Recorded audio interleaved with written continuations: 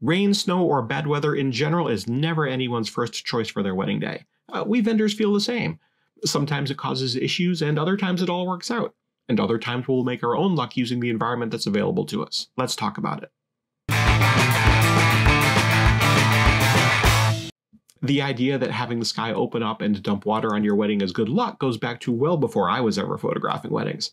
According to the internet, which would never lie to us, the superstition has its origins in different cultures. It can represent a fresh start and a prosperous future. It can symbolize unity and renewal, washing away past challenges and allowing the couple to start their new life together with a clean slate. Just as rain helps plants grow, it's thought to bring growth, prosperity, and fertility to a couple's new life together. And my personal favorite is the idea that a wet knot is harder to untie, suggesting a stronger, more enduring marriage. Plus, it's something optimistic to say to comfort people whose long-intended plans have been washed out. With the number of outdoor ceremonies I've photographed and the corresponding plans couples make that involve being outside or otherwise in nature, clear skies are always plan A. Thankfully, people do tend to have a plan B. Depending on the season, Mother Nature will have gotten the memo and the odds will favor dry weather. One time I had a wedding at a local venue known for its view. The forecast that day called for on-again, off-again rain, but as the bride really wanted to be outside, we soldiered on. When it was time for the first look, there were drizzles, but both the bride and the groom made their way to their spots without getting more than a couple of drops on them.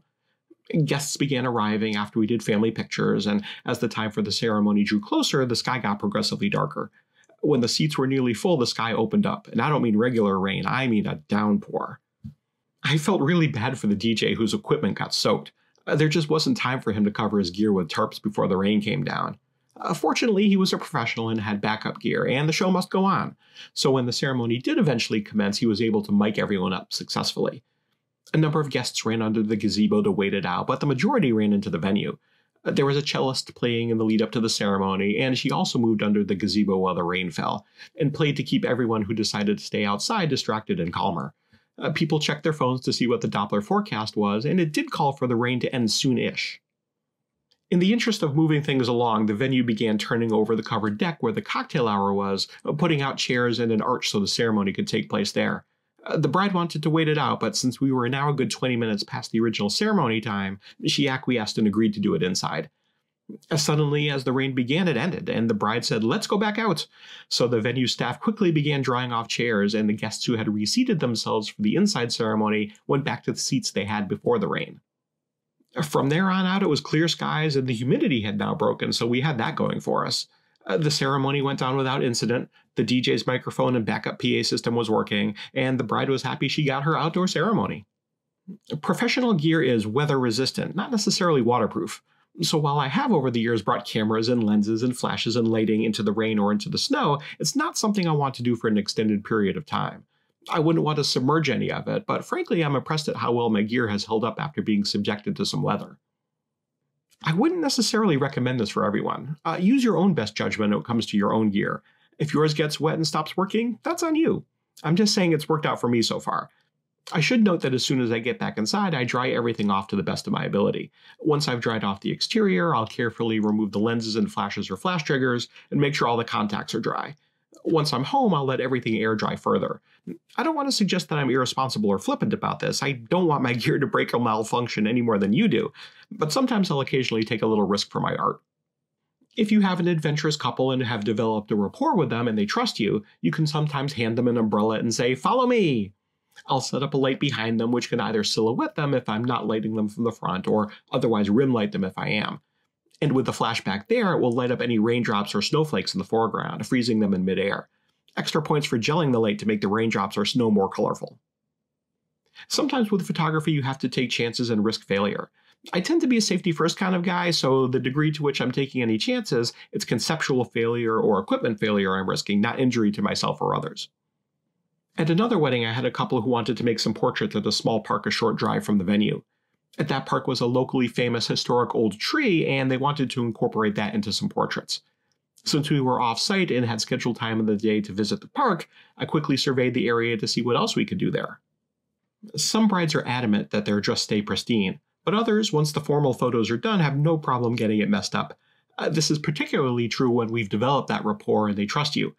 An idea popped into my head, so I asked them how they felt about wading into the adjacent stream for a picture. The bride tossed the train of her dress over an arm, and he took off his shoes, and they danced in the water like no one was watching. Another time I was photographing an engagement session where the couple and I were taking a walk in the woods. There was a running stream that cut through the trees that I thought was dynamic, and I wanted to incorporate that into a portrait. As it turned out, the water was fairly shallow, and there were exposed areas where you could actually walk across it. I had the couple navigate their way onto what would have appeared to be, if I photographed it correctly, an island where they were positioned in the middle of the stream. So to do so, I had to photograph it from a low angle. To get that low shot, I took off my shoes, rolled up my pants, and walked into some pretty chilly water. It only came up to my ankles, and I shouldn't have been surprised by the slippery stones in the stream bed. I got myself into position a few yards from where I'd positioned the couple and crouched down, and I put my camera with a wide-angle lens just above the waterline. It was an active stream, and I really didn't want to drop my gear into the water, so I had to take my time and take care, willing my feet not to be too cold. When the moment had passed and I was out of the water and the feeling was coming back into my toes, I looked at the photos in the back of the camera with the couple. Both they and I were pretty happy with the results, so yes, the effort and risk were worth it. Several years back, there was a record-breaking snowstorm the day before Halloween, which is a bit early in the season for such things, and I happened to have a wedding that day. The snow began falling early in the day and guests arrived safely, but as the day and the evening went on, the snow continued to fall and people began receiving alerts on their phones that power outages and fallen trees and blocked roads were increasing throughout the area. This is a bit of prelude to the couple and I walking out into the parking lot, which was now fully covered in snow, to make a portrait they later told me was a good memory of the crazy snowy experience on their wedding day. Rain or snow on your wedding day is never anyone's first choice. I understand the impulse to check the forecast 2 weeks in advance, and then 1 week in advance, and then every day leading up to the wedding. It's been my experience that the forecast isn't really something you can hang your hat on until about 24 hours in advance. A couple of friends who also happen to be photographers got married last year, and they did the same thing, knowing the same thing. People make plans a full year in advance, and the weather is the only thing we have no control over, so I understand why people might sweat about it a bit.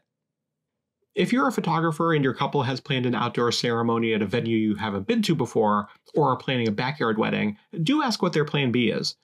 Typically, there's a tent on site for the reception, and if there is rain, things just get moved underneath.